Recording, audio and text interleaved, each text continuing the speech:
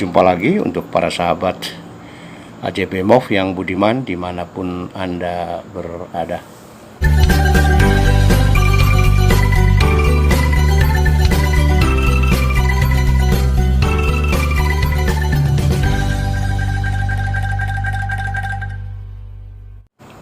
Simak logika kokokek lorong angkasa YOT Maumere Flores.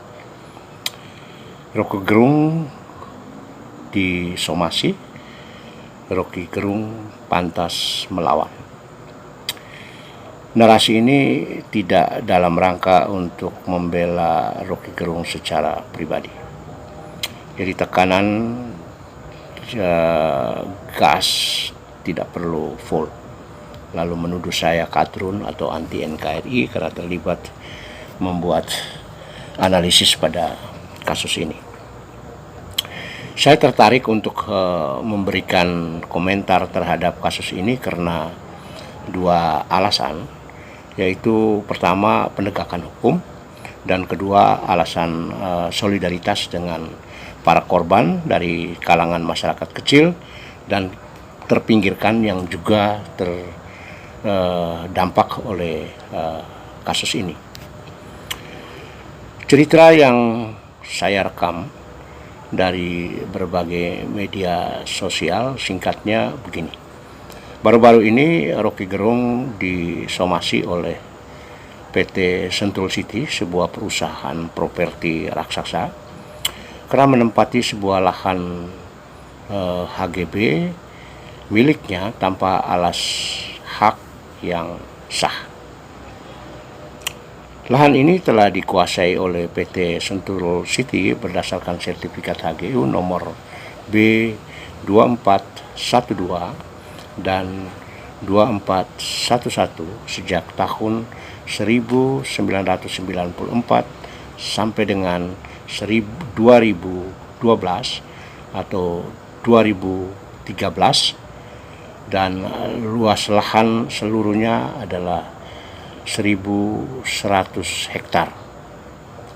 Kemudian HGB ini diperpanjang lagi selama 20 tahun hingga saat ini. Somasi PT Sentul City telah dilakukan 3 kali terhadap Rocky Gerung dan beberapa warga masyarakat lainnya di sekitar tanah tersebut.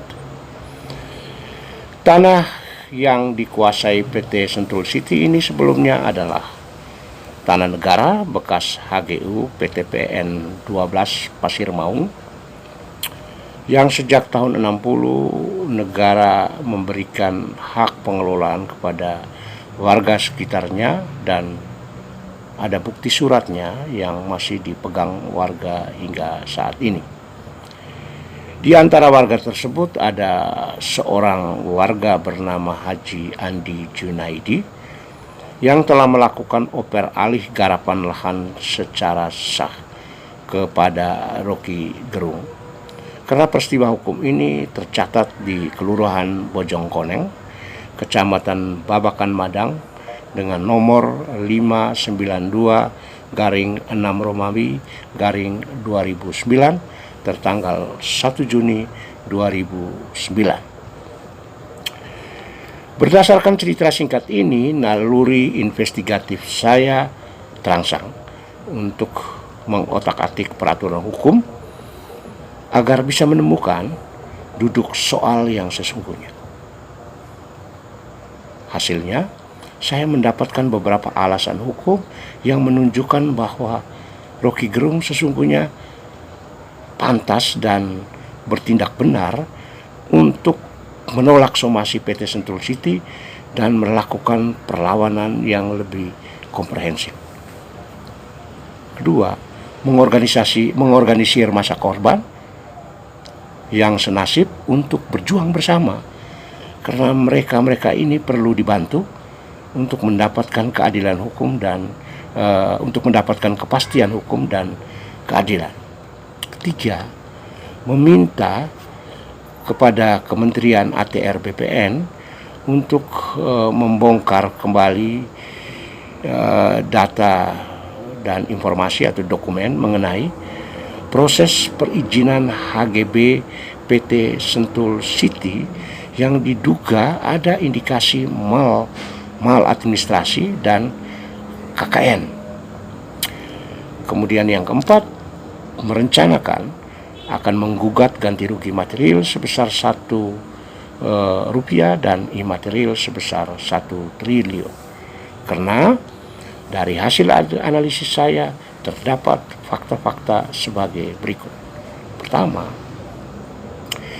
PT Sentul City memperoleh HGB atas tanah bekas HGU PTPN 12 pada tahun 1994 seluas 1.100 hektar. Itu adalah termasuk tanah-tanah yang sudah diberikan hak kelola kepada warga masyarakat sebelumnya.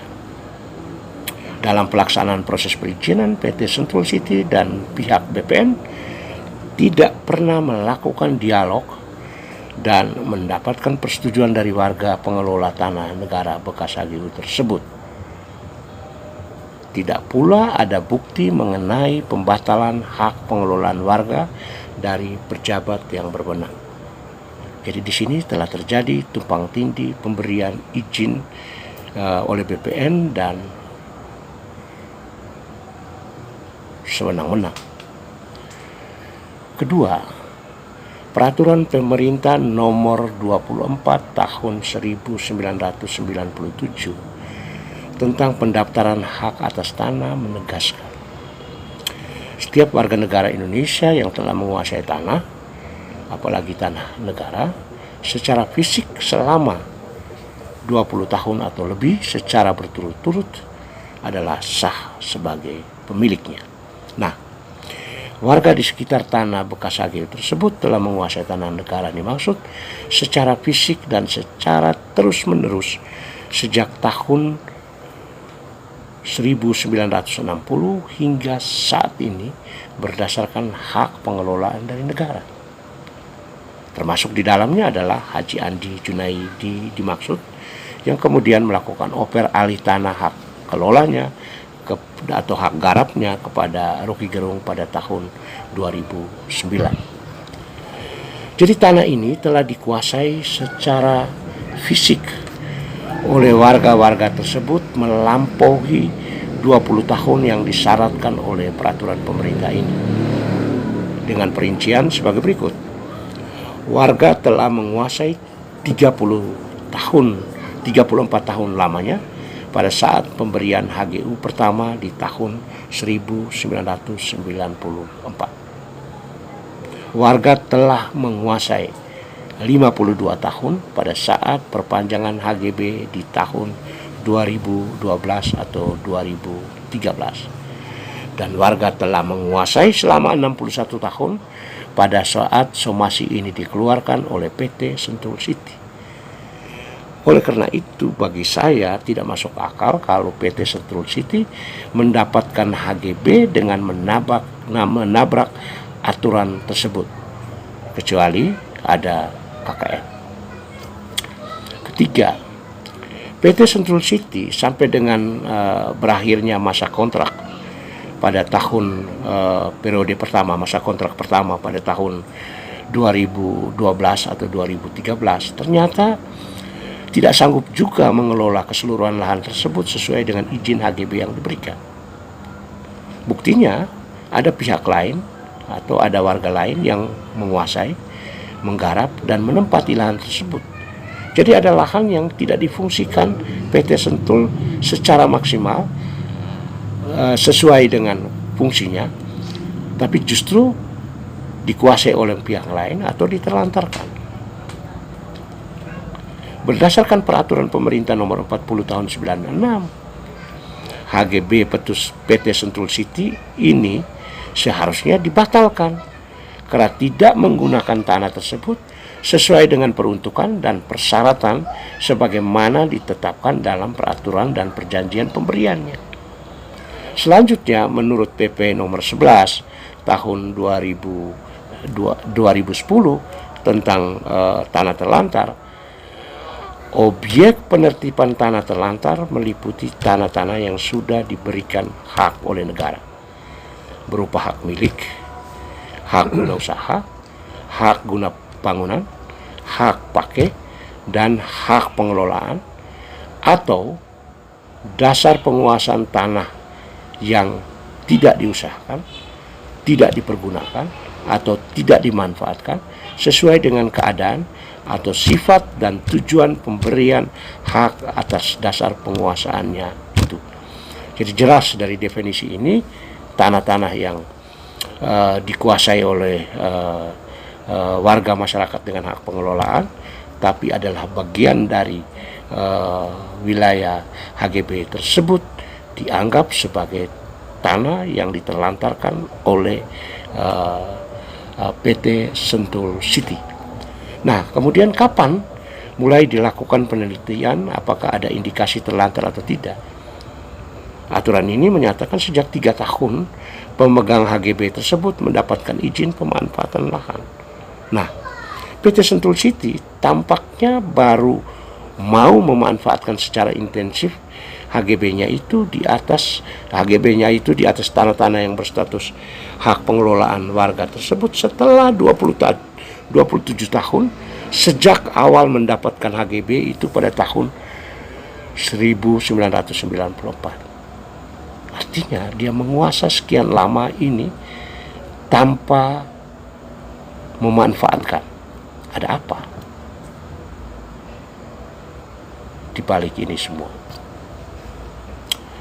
Keempat, PT Sentul City telah melakukan perpanjangan HGB di atas lahan yang sama pada tahun 2012 atau 2013 yang masa berlakunya hingga saat ini. Padahal salah satu syarat dapat tidaknya melakukan perpanjangan HGB menurut PP nomor 40 tahun 96 adalah tanahnya masih dipergunakan dengan baik sesuai dengan keadaan, sifat, dan tujuan pemberian hak itu. Sementara fakta-fakta yang sudah disebutkan sebelumnya di atas menunjukkan PT Sentul City terindikasi menelantarkan tanah HGB tersebut dan seharusnya tidak memenuhi syarat untuk diperpanjang. Tapi anehnya tetap jalan terus. Ada apa ini? 5. Kalau benar menurut informasi media yang mengeluarkan izin HGB tersebut ini adalah pemerintah Kabupaten Bogor, maka tindakan ini telah melanggar Peraturan Kepala Badan Pertanahan Nasional nomor 2 tahun 2013 tentang pelimpahan kewenangan pemberian hak atas tanah dan kegiatan pendaftaran tanah, karena luas lahan sebesar 1.100 hektar itu bukan kewenangan BPN Kabupaten Bogor, tapi kewenangan Kementerian ATR BPN. Ini juga perlu ditelusuri lebih dalam, ada apa sebenarnya yang melatar belakang ini. Bapak Ibu, para sahabat AJB MOF yang budiman, fakta-fakta yang tersebut secara eksplisit ini sesungguhnya telah menggambarkan secara cukup lengkap tentang permasalahan agraria dan pertanahan di Indonesia pada umumnya. Jadi sudah benar kalau Rocky Gerung melakukan perlawanan ini. Karena dengan demikian akan secara struktural terbongkar sindikasi dan mafia tanah yang selama ini sulit disentuh oleh masyarakat biasa pada umumnya. Para sahabatku yang budiman, sekali lagi, kasus ini bukan hanya bersifat individual belaka, tapi berdimensi struktural. Karena patut diduga ada peran aparat ATR BPN di dalamnya. Jadi janganlah pernah secara gampang menyalahkan warga masyarakat karena bukti-bukti formal yang tampak di permukaan saja. Biasakan diri untuk menyelam lebih dalam ke dasar masalah sesungguhnya, dan mendengarkan juga alasan-alasan korban lainnya, baru memberikan justifikasi. Ketidakadilan tidak selalu tampak di permukaan dan terang benderang. Ia biasanya tersembunyi, terbungkus rapi dalam amplop-amplop KKN, sehingga membutuhkan ketekunan dan keberanian untuk mengungkapkannya. Buruk tampaknya bagi demokrasi kalau kita hanya karena alasan subjektif dan balas dendam semata lalu menuduh seseorang telah bersalah sebelum prosesnya berakhir dan atau adanya keputusan hukum yang sah dan mengikat. Salam sabar dari AJB MOF. Tabe.